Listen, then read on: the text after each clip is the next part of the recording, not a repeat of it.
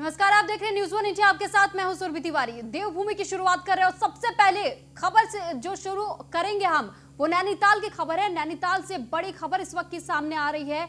दरअसल नैनीताल की जो खबर हम आपको बताने वाले हैं, हाईकोर्ट ने सरकार से महाकुंभ की एसओपी, हाईकोर्ट ने सरकार से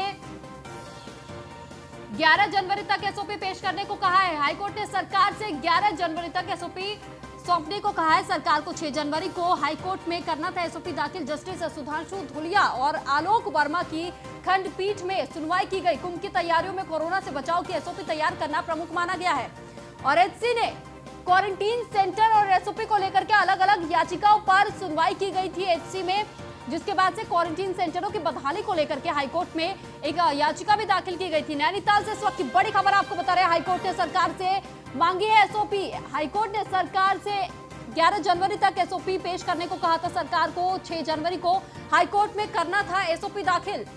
जस्टिस सुधांशु धुलिया और आलोक वर्मा की खंडपीठ में सुनवाई हुई।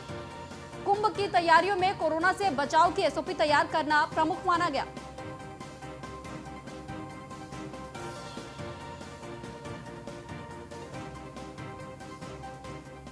इस पर अधिक जानकारी के लिए फहीम तन्हा, रेजिडेंट एडिटर, हमारे साथ जुड़ चुके हैं। फहीम, आपसे जानकारी चाहेंगे कि हाईकोर्ट ने सरकार से महाकुंभ को लेकर के एसओपी सौंपने को कहा है, तो किस तरीके से अब तक ये कार्रवाई आगे बढ़ी है?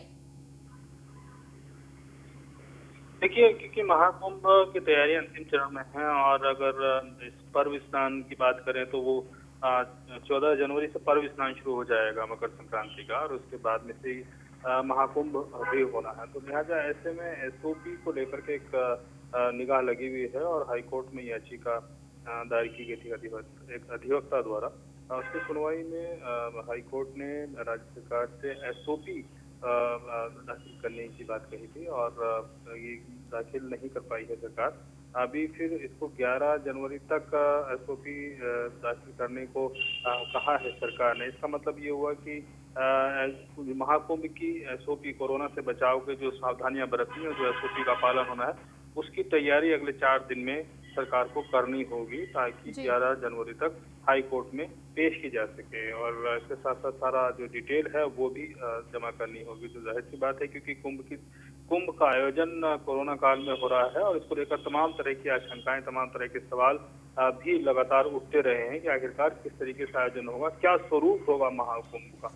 तो लिहाजा इसके लिए बहुत महत्वपूर्ण है और अब नजर 11 जनवरी पर टिकी हुई है। ठीक फहीम, बहुत बहुत शुक्रिया तमाम जानकारी हम तक पहुंचाने के लिए। हाईकोर्ट में क्वारंटीन सेंटरों और एसओपी को लेकर के अलग अलग याचिकाओं पर सुनवाई हुई। क्वारंटीन सेंटरों की बदहाली को लेकर के हाईकोर्ट में की गई थी याचिका दाखिल। तो नैनीताल से बड़ी खबर आपको बता रहे हैं। हाईकोर्ट ने सरकार से मांगी है महाकुंभ की एसओपी। हाईकोर्ट ने सरकार से 11 जनवरी तक एसओपी पेश करने को कहा है। सरकार को 6 जनवरी को हाईकोर्ट में करना था एसओपी दाखिल।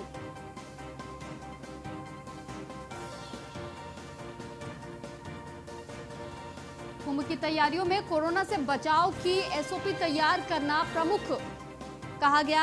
हाईकोर्ट में क्वारंटीन सेंटर और एसओपी को लेकर अलग अलग याचिकाओं के तहत सुनवाई हुई। क्वारंटीन सेंटर की बदहाली को लेकर के हाईकोर्ट में याचिका दाखिल की गई थी। नैनीताल से बड़ी खबर आपको बता रहे हैं। हाईकोर्ट ने सरकार से महाकुंभ की एसओपी सौंपने को कहा है। हाईकोर्ट ने सरकार से 11 जनवरी तक एसओपी पेश करने को कहा है। सरकार को 6 जनवरी को हाईकोर्ट में एसओपी दाखिल करना था, लेकिन अब तक ये दाखिल नहीं की गई है, जिसके बाद से ये कहा जा रहा है कि जल्द से जल्द एसओपी सौंपी जाए।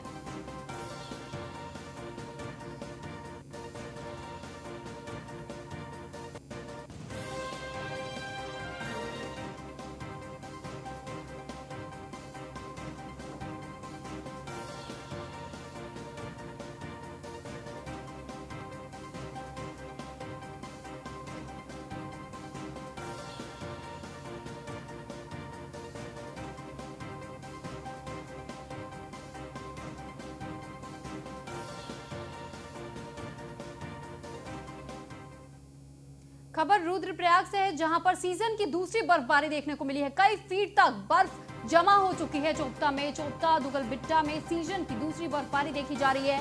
चोपता दुगलबिट्टा में 2 फीट तक बर्फबारी जमा हो चुकी है। बर्फबारी देखा जा रहा है 2 फीट तक अब तक ये बर्फबारी देखी जा रही है। चोपता बद्रीनाथ राजमार्ग पर वाहनों की आवाजाही को पूरी तरीके से बंद कर दिया गया है। चोपता बद्रीनाथ में चारों ओर सिर्फ बर्फ ही बर्फ नजर आ रहे हैं। बर्फ के बाद चोपता में ठंड का प्रकोप बढ़ गया है। जेसीबी के जरिए बर्फ को सड़क से साफ करने का काम जारी है। रुद्रप्रयाग से खबर बता रहे हैं चोपता दुगलबिट्टा में सीजन की दूसरी बर्फबारी देखी जा रही है। चोपता दुगलबिट्टा में 2 फीट तक बर्फबारी हुई, जिसके वजह से चोपता बद्रीनाथ राजमार्ग पर वाहनों की आवाजाही पूरी तरीके से ठप बताई जा रही है। रास्ते बंद हो चुके हैं। चोपता बद्रीनाथ में चारों ओर सिर्फ बर्फ ही बर्फ नजर आ रहा है।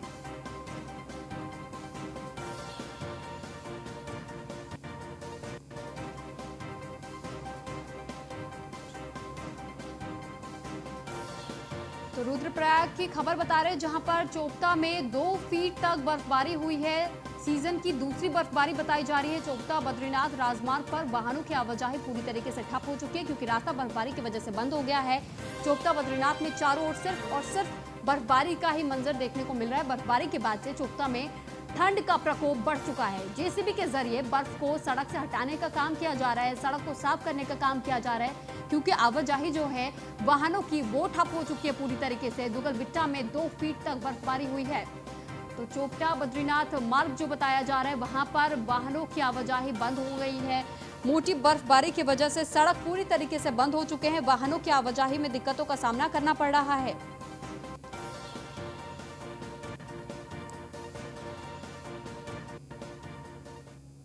तो वहीं कांग्रेस प्रदेश प्रभारी देवेंद्र यादव का कुमाऊं दौरा बताया जा रहा है। आज का देवेंद्र यादव के दौरे से कांग्रेस कार्यकर्ताओं में खुशी की लहर बताई जा रही है। देवेंद्र यादव के दौरे से कांग्रेस कार्यकर्ताओं में खुशी की लहर देखी जा रही है। देवेंद्र यादव काशीपुर से करेंगे दौरे की शुरुआत और आज का दौरा बेहद अहम बताया जा रहा है। 2022 विधानसभा चुनाव को लेकर के कार्यकर्ताओं से संवाद करेंगे। कांग्रेस प्रदेश प्रभारी देवेंद्र यादव का कुमाऊं दौरा आज का बेहद अहम माना जा रहा है, जिसके बाद कार्यकर्ताओं में खुशी की लहर भी देखी जा रही है। तो देवेंद्र यादव का ये दौरा 2022 के विधानसभा चुनाव को लेकर भी कहा जा रहा है कि बेहद खास होने वाला है क्योंकि वो कार्यकर्ताओं से संवाद भी करेंगे। तो कांग्रेस प्रदेश प्रभारी है देवेंद्र यादव, जिनका आज का दौरा बताया जा रहा है और देवेंद्र यादव के इस दौरे से कार्यकर्ताओं के बीच खासतौर पर खुशी की लहर देखी जा रही है। तो काशीपुर दौरे पर बताए जा रहे हैं 2022 विधानसभा चुनाव को लेकर के कांग्रेस प्रदेश प्रभारी देवेंद्र यादव कुमाऊं दौरे पर हैं आज।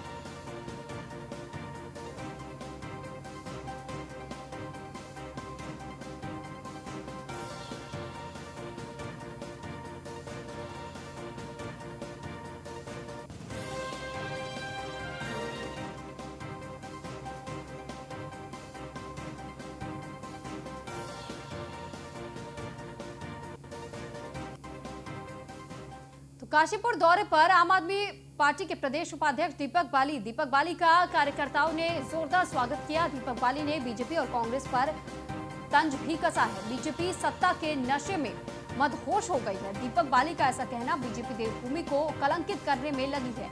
दीपक बाली ने ये तमाम बातें कही है। विपक्ष की भूमिका में कांग्रेस अब कल की कहानी बनकर रह गई है।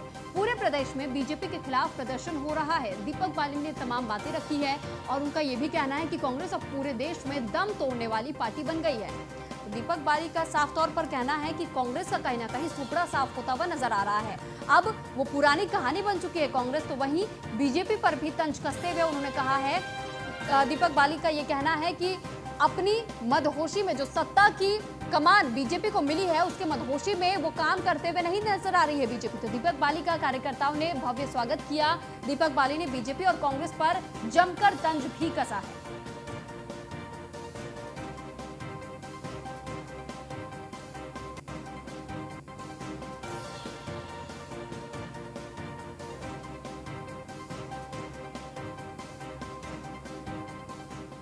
वहीं देहरादून में नैनीताल हाईकोर्ट के मुख्य न्यायाधीश बने justice R S. Chauhan Telangana high court के मुख्य न्यायाधीश से भेजा गया है उत्तराखंड। राज्यपाल बेबी रानी मौर्य ने चीफ जस्टिस आर.एस. चौहान को दिलाई थी शपथ। राजभवन देहरादून में सादगी वाले कार्यक्रम में हुआ शपथ ग्रहण।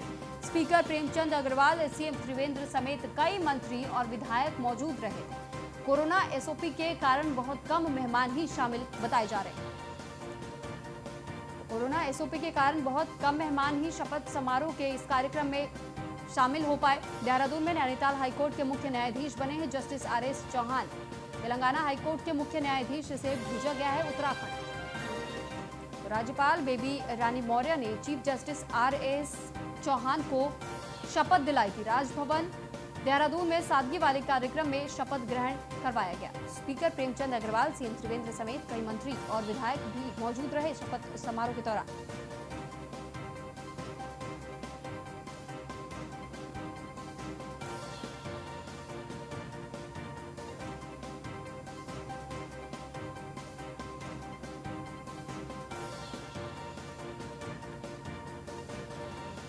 तो राजभवन देहरादून में सादगी वाले कार्यक्रम में शपथ ग्रहण हुआ था। इस पर अधिक जानकारी के लिए फहीम तन्हा, रेजिडेंट एडिटर, हमारे साथ फोन लाइन पर जुड़ चुके हैं। फहीम, आपसे जानकारी चाहेंगे कि कोरोना काल को देखते हुए कम लोग शपथ ग्रहण समारोह में शामिल बताए जा रहे थे। नैनीताल हाईकोर्ट के मुख्य न्यायाधीश जस्टिस आरएस को बनाया गया है, तो इस पर किस तरीके की और जानकारियां सामने आ रही हैं? देखिए, जस्टिस तेलंगाना से वहां से यहाँ ट्रांसफर किया गया है और उत्तराखंड नैनीताल हाईकोर्ट के मुख्य न्यायाधीश इनको बनाया गया है। 31 दिसंबर को आदेश जारी हुए थे और आज इनका शपथ ग्रहण हुआ है। औपचारिक तौर पर कार्यभार संभाल देंगे। राज्यपाल बेबी रानी मौर्य ने कार्यक्रम एक सादे कार्यक्रम में ऑन ऑडिटोरियम ग्रहण कराई है, क्योंकि कोरोना काल है जिसका का पालन करना है जी। सादगी कार्य शपथ ग्रहण हुआ है, ज्यादा उसमें नहीं रहे। मुख्यमंत्रीगण, राज्यपाल भी उसमें शामिल हुए हैं और शपथ ग्रहण समारोह हुआ है। फहीम, आपकी आवाज हमें ठीक तरीके से नहीं मिल पा रही है, जरा एक बार और अपना उत्तर दोहराएंगे? फहीम, क्या आप तक हमारी आवाज ठीक तरीके से पहुंच पा रही है?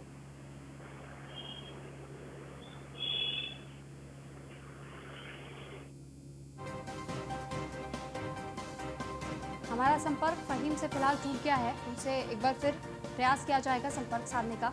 तो कोरोना एसओपी के कारण कम लोग ही शामिल हो पाए थे शपथ समारोह में। नैनीताल हाईकोर्ट के मुख्य न्यायाधीश बने हैं और तेलंगाना हाईकोर्ट के मुख्य न्यायाधीश से भेजा गया है उत्तराखंड।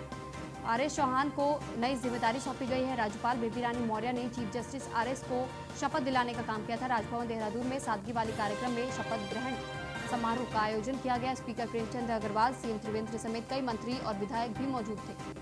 कोरोना एसओपी के कारण बहुत कम ही मेहमान शपथ समारोह के दौरान शामिल हो पाए।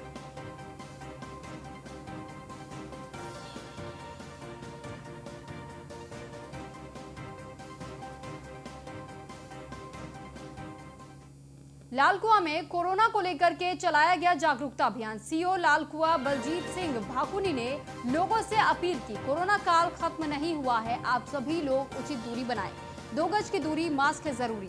बलजीत सिंह ने यह नारा भी दिया। सिंह भाकुनी कोविड के नियम तोड़ने पर कार्रवाई करेंगे। बलजीत सिंह ने यह भी कहा कि अगर कोई भी कोरोना की गाइडलाइंस का उल्लंघन करता है, किसी भी प्रकार के नियमों को तोड़ता है, तो फिर उन पर कार्रवाई भी की जाएगी। तो कोविड के नियमों का पालन करना बेहद अहम बताया बलजीत सिंह ने।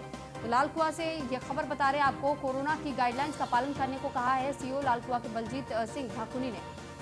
कोरोना काल खत्म नहीं हुआ है, आप सभी लोग उचित दूरी बनाए रखें, ये संदेश जारी किया लोगों के बीच। 2 गज दूरी, मास्क है जरूरी, ये नारा भी बलजीत सिंह की तरफ से दिया गया।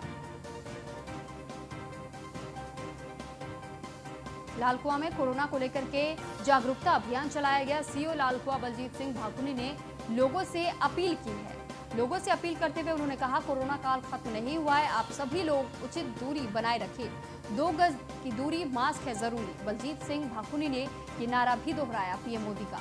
कोविड के नियम तोड़ने पर कार्रवाई करने की बात भी बलजीत सिंह ने कही है।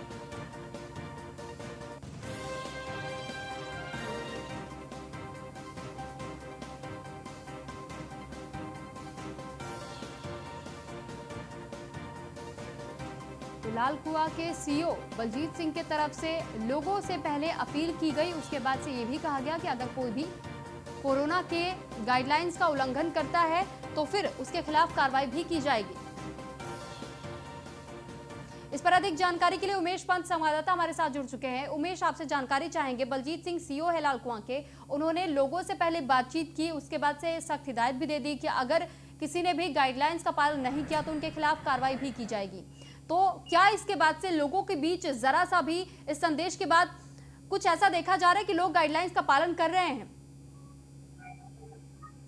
देखिए, साफ तौर से लगातार पुलिस द्वारा और जिला प्रशासन द्वारा लगातार लोगों से अपील करी कि कोरोना अभी खत्म नहीं हुआ है और 2 गज की दूरी मास्क है जरूरी। जब तक वैक्सीन नहीं तब तक कोई ढिलाई नहीं। और तमाम जो अधिकारी हैं, क्या जिलाधिकारी हैं, क्या उप जिलाधिकारी, क्या सीओ लाल कुआं हैं, क्या कोतवाल लाल कुआं, तमाम अधिकारी लोगों से अपील कर रहे हैं कि आप लोग मास्क का और 2 गज की दूरी का प्रयोग जरूर करें, जिसके चलते ये महामारी के जो संकेत और जो लक्षण है वो लगातार जो बढ़ रहे हैं वो कम होते चले जाएं। इसके मद्देनजर ही सबसे अपील करी जा रही है, सबको जागरूक करा जा रहा है। फिर भी कुछ लोग ऐसे होते हैं जो बिना मास्क और दूरी का प्रयोग नहीं कर पाते हैं। ऐसे में लगातार पुलिस प्रशासन अपील कर रहा है, हाथ जोड़ रहा है, निवेदन कर रहा है। तो उमेश, किस तरीके की कार्रवाई की जा रही है इन लोगों के खिलाफ?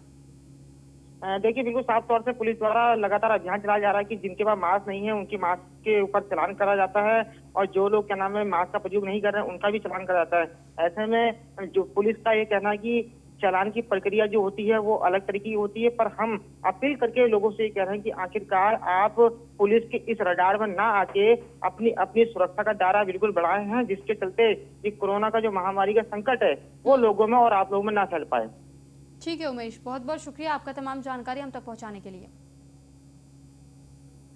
ये हमारे द्वारा समय समय पर लाल कुआं की जनता को जागरूक करने के बहुत सारे प्रयास किए गए। बीच में इसको कोरोना बचाव से संबंधित एसडीएम महोदय के समक्ष यहाँ के जनप्रतिनिधियों के साथ वार्ता भी की गई है, जिसमें हमने सभी लोगों से आह्वान किया था कि यदि किसी को किसी प्रकार के सिम्टम्स आते हैं, किसी प्रकार की कोई परेशानी आती है, उसका नियमित रूप से चेकिंग कराएं, कोविड टेस्ट कराएं। और हमारे द्वारा प्रत्येक वार्ड में जाकर सभी लोगों से आह्वान किया गया है कि अपना अपना जो भी उचित समझता है वो अपना कोविड टेस्ट करे।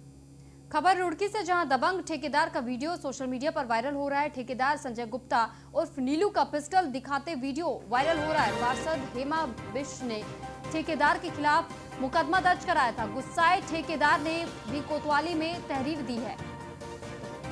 पार्षद ने ठेकेदार पर छेड़खानी और पिस्टल दिखाने का आरोप लगाया। पार्षद की तरफ से ठेकेदार पर पिस्टल दिखाकर छेड़खानी करने का आरोप लगाया गया है। गुस्साए ठेकेदार ने भी पुलिस में तहरीर दी है। पार्षद ने ठेकेदार पर छेड़खानी और पिस्टल दिखाकर छेड़खानी करने का आरोप लगाया। दबंग ठेकेदार का वीडियो सोशल मीडिया पर वायरल हो रहा है। रुड़की की खबर आपको बता रहे, ठेकेदार संजय गुप्ता उर्फ नीलू का पिस्टल दिखाते वीडियो सोशल मीडिया पर जमकर वायरल हो रहा है। पार्षद हेमा बिष्ट ने ठेकेदार के खिलाफ मुकदमा दर्ज करवाया था। गुस्साए ठेकेदार ने भी कोतवाल में तहरीर दी है। तो कोतवाली जाकर गुस्साए ठेकेदार ने भी तहरीर दी है। पार्षद ने ठेकेदार पर पिस्टल दिखाकर छेड़खानी करने का आरोप लगाया है। ठेकेदार संजय गुप्ता और नीलू का पिस्टल दिखाने का वीडियो सोशल मीडिया पर वायरल हो रहा है। पार्षद हेमा बिष्ट ने ठेकेदार के खिलाफ मुकदमा दर्ज करवाया। गुस्साए ठेकेदार ने भी कोतवाली में तहरीर दी है। तो रुड़की से खबर आपको बता रहे, जहां पर पार्षद ने ठेकेदार पर छेड़खानी और पिस्टल दिखाने का आरोप लगाया।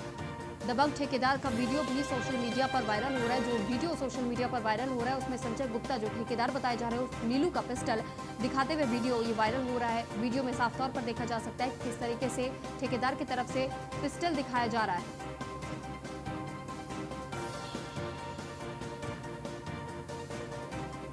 ये वही वीडियो है जो सोशल मीडिया पर वायरल हो रहा है। रुड़की की खबर आपको बता रहे, जहां पर दबंग ठेकेदार का वीडियो सोशल मीडिया पर वायरल हो रहा है। ठेकेदार संजय गुप्ता और नीलू का पिस्टल दिखाते वीडियो सोशल मीडिया पर वायरल हो रहा है। पार्षद हेमा बिष्ट ने ठेकेदार के खिलाफ मुकदमा दर्ज करवाया है। गुस्साए ठेकेदार ने भी कोतवाली में तहरीर दी है।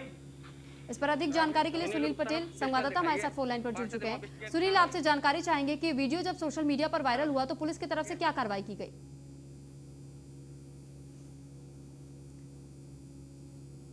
सुनील, क्या आपको हमारी आवाज मिल पा रही है? तो तो रुड़की की खबर, जहां पर गुस्साए ठेकेदार ने भी कोतवाली में तहरीर दी है, तो वहीं पार्षद की तरफ से भी कोतवाली में मुकदमा दर्ज करवाया गया है। रुड़की की खबर आपको बता रहे, जहां पर दबंग ठेकेदार का वीडियो सोशल मीडिया पर वायरल हो रहा है। इस वीडियो में ठेकेदार संजय गुप्ता और नीलू को पिस्टल दिखाते हुए देखा जा सकता है। तो ये वही वीडियो हम आपको दिखा रहे हैं जो सोशल मीडिया पर जमकर वायरल हो रहा है।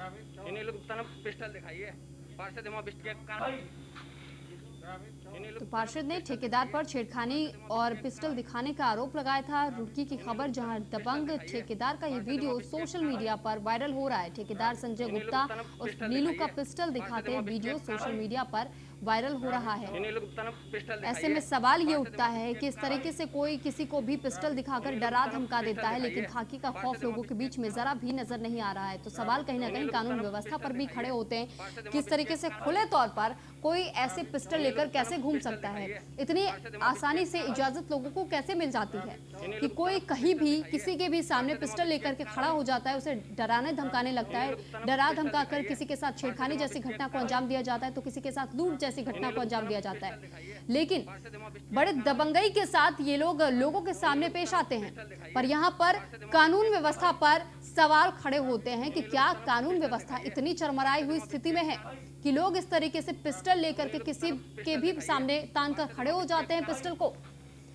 एक बार फिर हमारे संवाददाता सुनील हमारे साथ फोन लाइन पर जुड़ चुके हैं। सुनील, आपसे जानकारी चाहेंगे, जब ये वीडियो सोशल मीडिया पर वायरल हुआ तो इसके बाद से पुलिस की तरफ से क्या कार्रवाई की गई अब तक?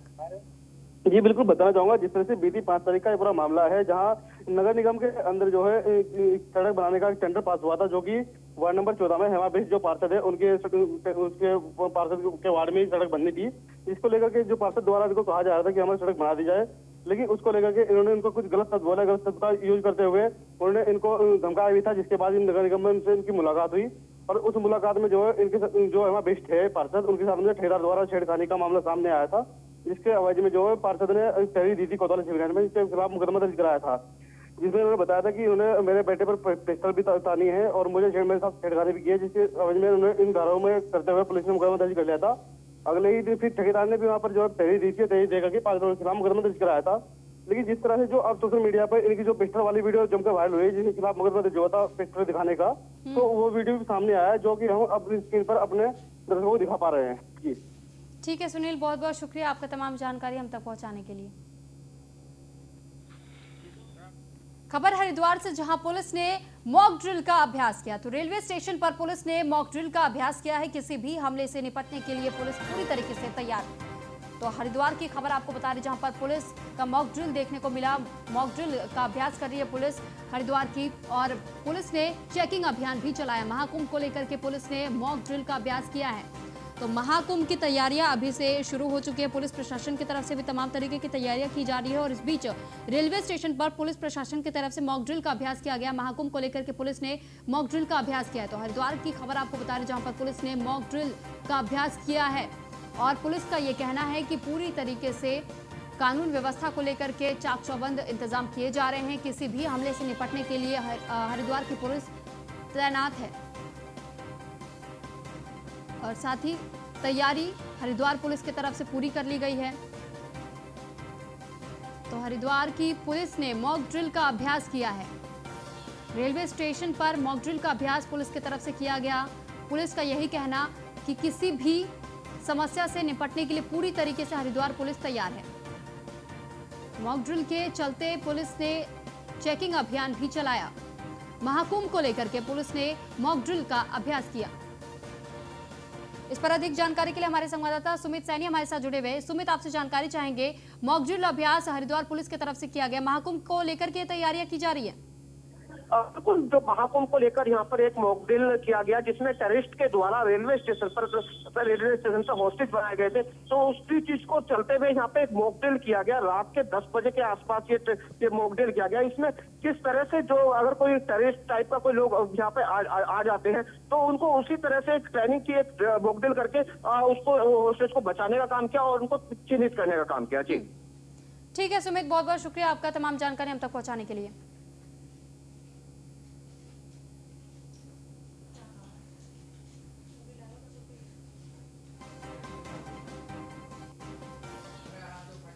फिलहाल देवभूमि में इतना ही। नमस्कार।